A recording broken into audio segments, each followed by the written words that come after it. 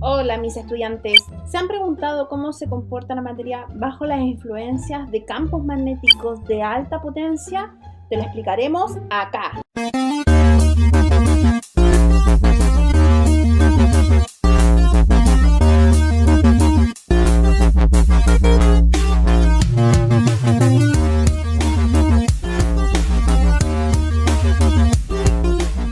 Bien, entonces para poder explicar el fenómeno de cómo se comporta la materia sobre las fuerzas magnéticas de alta intensidad, tenemos que recordar algunos conceptos. El primero de ellos es una frase, una definición que jamás se les tiene que olvidar.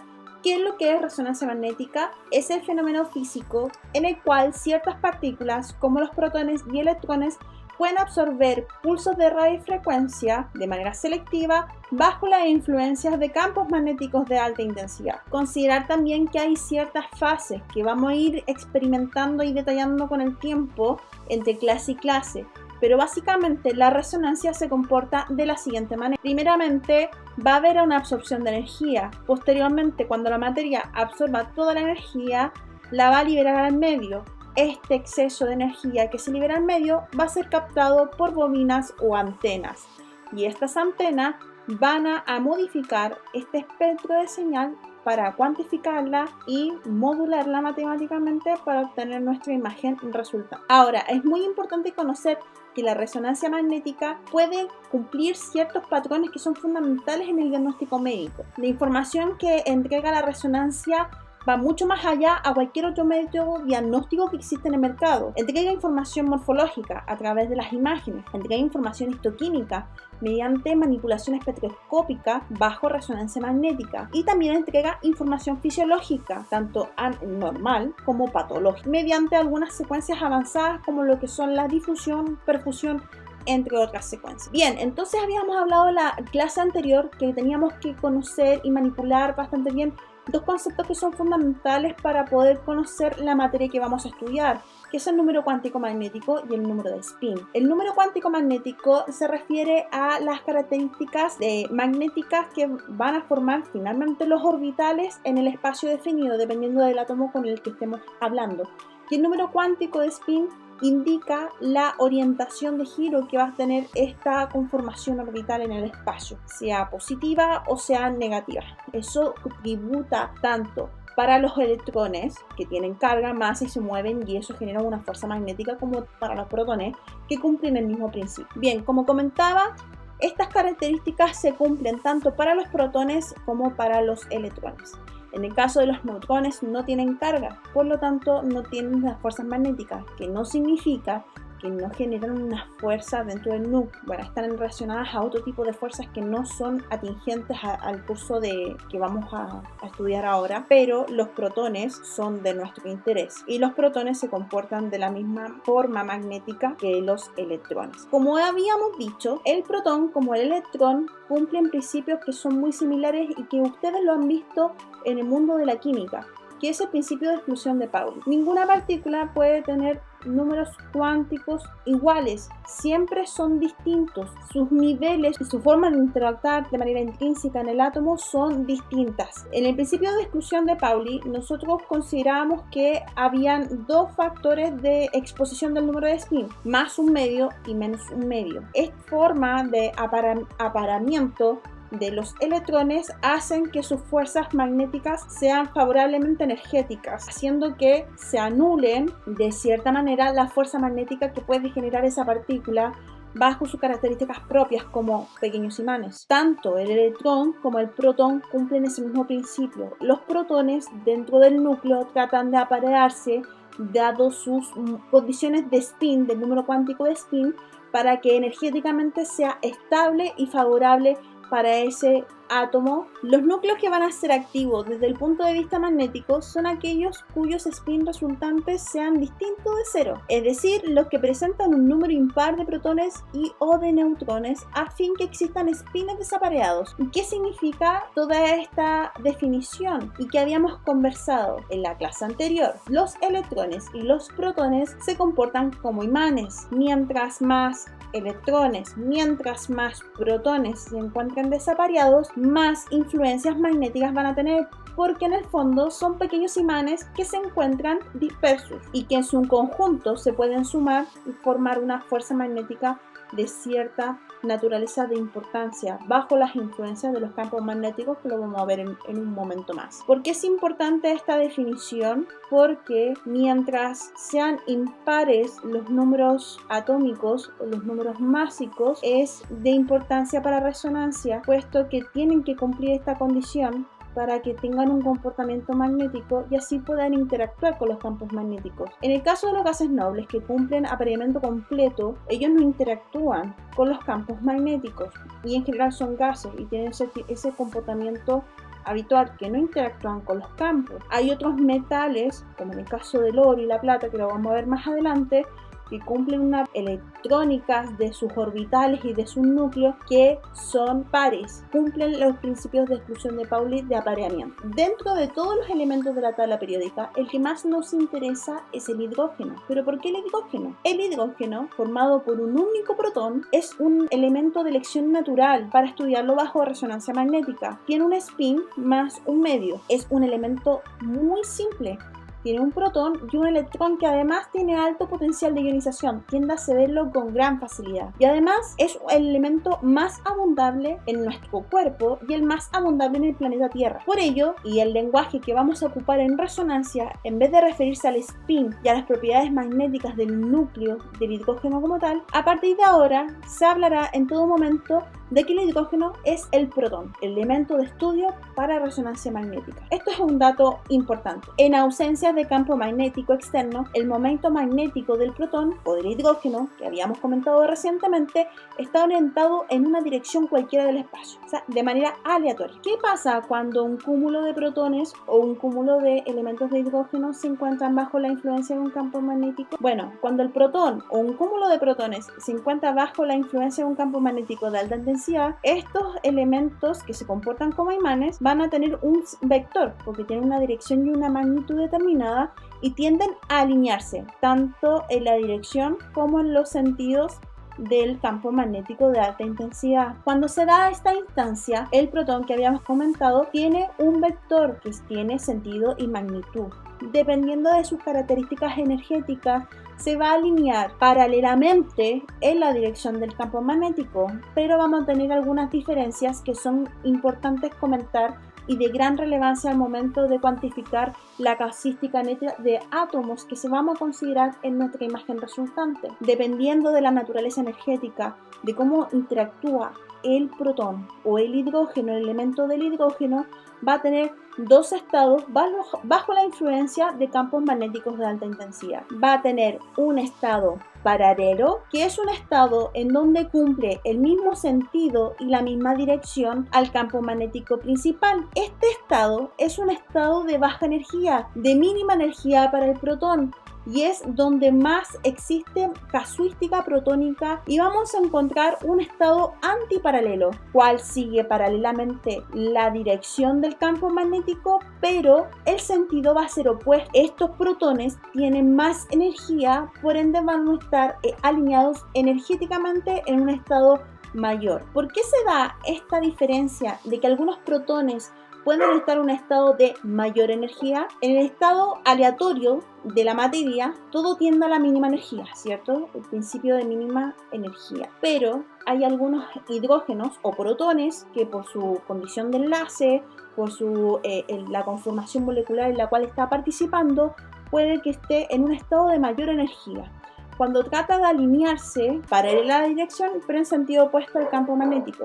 ¿Por qué se debe? Para el protón le es más favorable o más ameno llegar al sentido opuesto, alinearse en el sentido opuesto, que entregar toda la energía posible para alinearse al mismo sentido del campo magnético principal. La relación que existe entre los protones que se alinean de manera paralela en un estado de mínima energía versus los protones que se pueden estar en un estado antiparalelo, en un estado energéticamente mayor, es 1:1.000.000 bajo las influencias de campos de 1.5 Tesla. Eso quiere decir, por cada 1.000.000 de protones en estado paralelo, habrá un protón en estado antiparalelo. Por ende, la influencia de los estados antiparalelos es casi despreciable, pero tenemos que conocerla. Dicho eso, cuando se alinean los protones en estado paralelo o en estado antiparalelo, si se alinean vectorialmente pueden anular fuerzas. Eso quiere decir, de ese millón de protones que se encuentran en estado paralelo, uno de ellos se va a emparejar con el protón que se encuentra en estado antiparalelo y van a anular sus fuerzas. El protón tiene ciertos comportamientos bajo la influencia de los campos magnéticos, que es completamente distinto cuando el protón está en la naturaleza o en un sistema determinado. El protón o cualquier otro elemento bajo la influencia de los campos magnéticos gira de manera determinada, de una manera definida, y eso está estudiado mediante la cuantificación del concepto de constante giromagnética. La constante giromagnética es una valoración cuantificable de cómo interactúan los distintos elementos de la tabla periódica bajo la influencia de un Tesla. En el caso del hidrógeno, la constante de giro es de 26,76 por 10 elevado a 7 Tesla por segundo. Eso siempre y cuando está en una condición sistémica estable. Debido a la carga nuclear, los núcleos llevan asociado este momento magnético, que es un vector que tiene igual sentido que el vector del momento angular y es proporcional a este. En presencia de un campo magnético de alta intensidad, el momento magnético se orienta en un número discreto de posiciones determinadas por el número cuántico magnético, que es lo que caracteriza tanto a los electrones como en el caso de los protones, que pueden ser más o menos un medio o más menos 1. Ahora tenemos que considerar que el protón, cuando está afiliado a otras moléculas, cambia su confluencia de giro electromagnético que tiene bajo un sistema determinado. Esto se debe principalmente porque dependiendo del tipo de enlace que esté conformando con otro átomo en su conjunto con una molécula, puede generar que se acelere más o que se empiece a desacelerar. Esto se debe principalmente a su comportamiento magnético, pero lo primero que tenemos que conocer cuando estamos bajo la influencia de un campo magnético es que el protón, en este caso la molécula de hidrógeno o cualquier otro elemento, va a tener un giro determinado, único y característico de cualquier otro elemento. De esta forma podemos saber un factor energético magnético bajo la influencia de los campos en un Tesla. Ahora, es importante conocer y entender que todos los elementos tienen una constante giromagnética que es única y característica para cada elemento. Pero en el caso del hidrógeno, no va a estar solo. El hidrógeno es muy raro que lo encontremos de manera nativa solo en el espacio. Siempre está relacionándose con otros átomos, puesto que tiene este alto poder de ionización que permite ceder con facilidad su único electrón. Dada esa condición de que siempre lo vamos a encontrar compartiendo con otros átomos o en su macroscópico en una molécula, cuando lo vamos a estudiar en resonancia va a tener un giro distinto, que esto va a depender de ciertos factores que los vamos a ver a continuación. Un protón puede estar en un estado de mínima energía o el estado paralelo, o puede cambiar a un estado paralelo. Va a depender de dos factores que lo vamos a ver más adelante, indistintamente del factor. Si es que absorbe más energía, va a acelerar su giro para poder disipar este exceso de energía. Cuando por estímulos externos, ya sea bajo influencias de campos muy fuertes o pulsos de radiofrecuencia que entran en resonancia con este elemento, puede cambiar el giro de este protón, acelerándolo o desacelerándolo. Este fenómeno se llama frecuencia de precesión y eso lo vamos a cuantificar dependiendo en qué campo vamos a trabajar y qué pulsos vamos a trabajar para excitar a este protón más adelante. Ahora, es importante considerar que la frecuencia de precesión es única y característico de cada átomo siempre y cuando esté dependiente de las intensidades de los campos magnéticos en los cuales vamos a trabajar. Ya sabemos que el protón, como cualquier otro elemento de la tabla periódica, tiene una constante giromagnética que depende de varios factores, de su masa, de su carga eléctrica,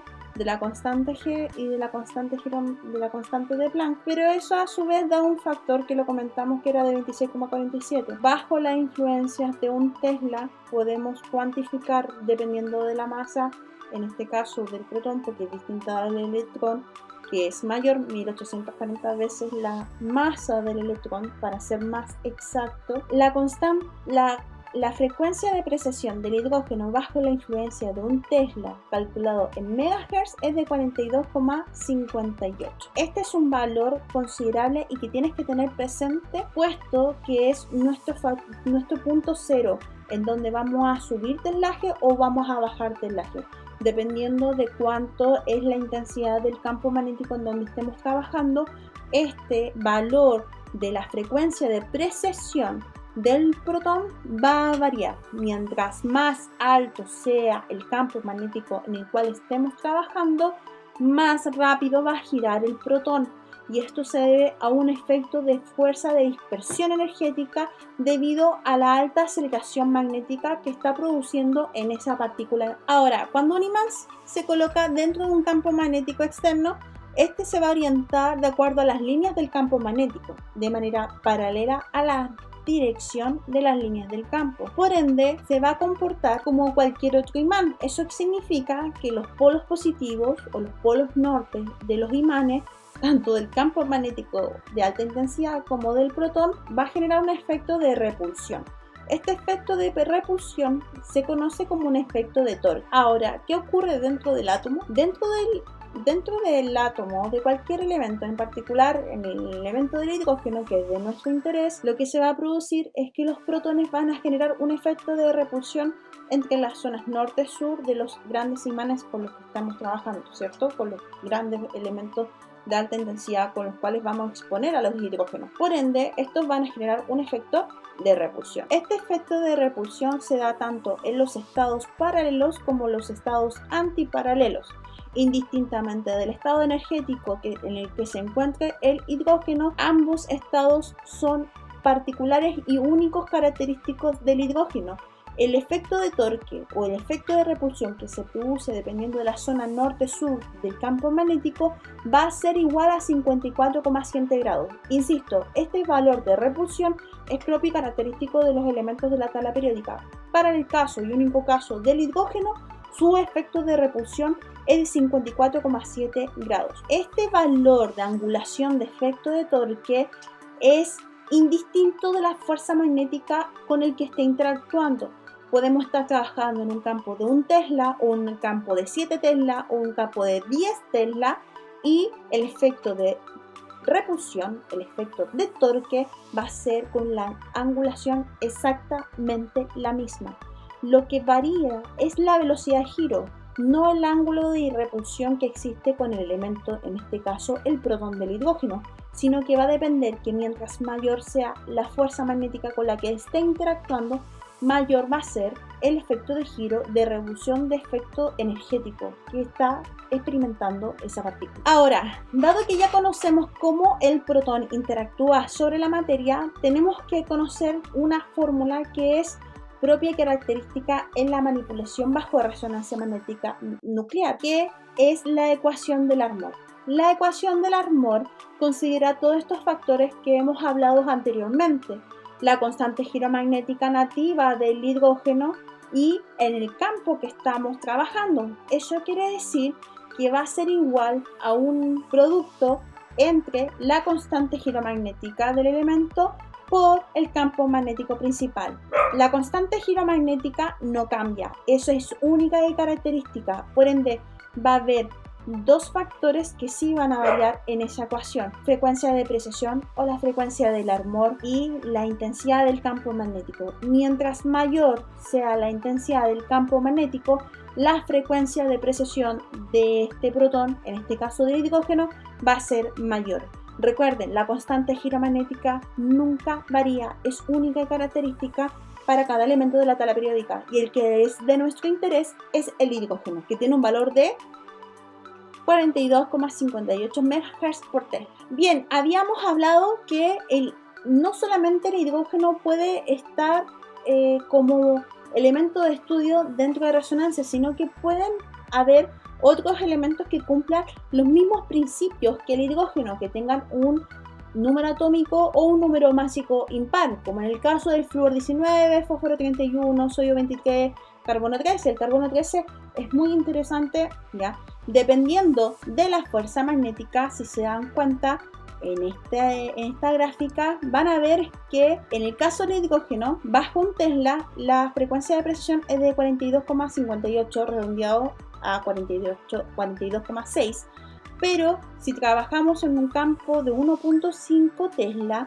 la frecuencia de precisión va a ser de 63,8 MHz. Por ende, ese protón va a girar más rápido. Ahora, hemos estado hablando del hidrógeno como elemento único que vamos a estudiar en campo magnético, pero claramente existe mucho hidrógeno en nuestra naturaleza como cuerpo humano y en la naturaleza general en el planeta Tierra. Así que vamos a ver un factor que se da y que se cumple bajo las interacciones del campo magnético. La mayoría de los protones que se encuentran procesando en el sentido paralelo y la pequeña cantidad que se encuentra en el sentido antiparalelo va a generar un vector resultante, que lo habíamos comentado minutos atrás, y que este vector resultante queda orientado principalmente, dado la casuística de protones, en el mismo sentido y dirección al campo magnético de alta intensidad o al campo magnético externo. El valor o intensidad va a depender de la diferencia que exista entre los protones que se encuentran en sentido paralelo o mientras estén en sentido antiparalelo. Por ende,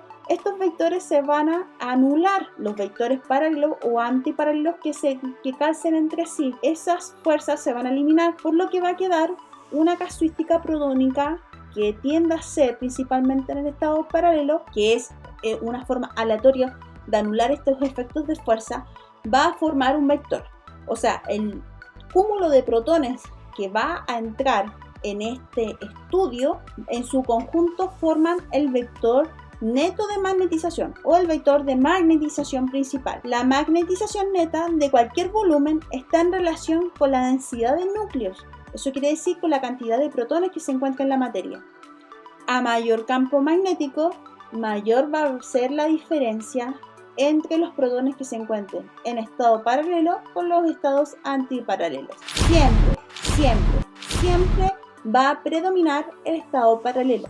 Recuerden, siempre va a haber un protón que va a coincidir vectorialmente con el vector antiparalelo y se van a generar anulaciones de esas fuerzas. Por ende, todos los estados antiparalelos van a quedar excluidos de este vector de magnetización principal. Considerar que uno de los grandes problemas que existen en resonancia es que la señal en general del hidrógeno, a pesar que es abundante en la materia, es bastante pequeña y que tenemos que amplificarla. Obviamente, ese proceso lo vamos a ver en las próximas clases. ¿Qué pasa cuando el protón es influenciado por el campo magnético? Comentamos que era un vector. Y los vectores se tienen que trabajar bajo sistemas cartesianos tridimensionales, que son los que conocemos hoy en día, el eje X, Y y Z, con los que siempre hemos trabajado en toda nuestra vida tridimensional, ¿cierto? Bien, entonces dependiendo del estado en el que se encuentre el protón, vamos a tener dos ejes de gran relevancia y un eje principal de estado del protón. El eje longitudinal en el mismo sentido y dirección al eje Z, considerando que el eje Z va a ser la zona donde va a estar situado el paciente dentro del equipo. La zona, el estado de baja energía, el estado de reposo o equilibrio térmico, donde no hay ninguna otra interacción más que la influencia del mismo campo magnético y que la proyección sobre el plano transversal es nula. Por ende, la interacción en los ejes X e Y es igual a 0. En ese estado está el estado paralelo, en un estado de mínima energía bajo influencias de campo magnético. Ojo, tenemos que considerar ese aporte. Siempre vamos a estar hablando bajo influencias de campo magnético. En un estado de inercia, en donde solamente el estímulo magnético mayor va a estar interactuando con los pequeños protones que están en nuestro cuerpo. De esta forma hablamos de un estado longitudinal, un estado de reposo térmico. Mientras hay un segundo eje. El segundo eje es el eje transversal, en el cual hablamos de los ejes X e Y. Es un estado de excitación en donde, ya sea por un pulso de radiofrecuencia o por el aumento de la intensidad de los campos magnéticos locales, hace que ese protón procese más rápido. Por ende, al procesar más rápido es porque está absorbiendo de alguna forma energía y quiere disiparla rápidamente. El eje transversal es el eje de excitación, un estado de excitación en el cual vamos a considerar las direcciones de eje X e Y. Ya lo sabes, estudiantes, te dejo una pregunta que tendrás que compartir en el foro del aula virtual para que podamos resolverla en conjunto. ¿Crees que se podrá hacer resonancia de electrones? Espero que te haya gustado la clase. Si tienes dudas podemos compartirlas en las actividades sincrónicas. Muy bien, nos vemos.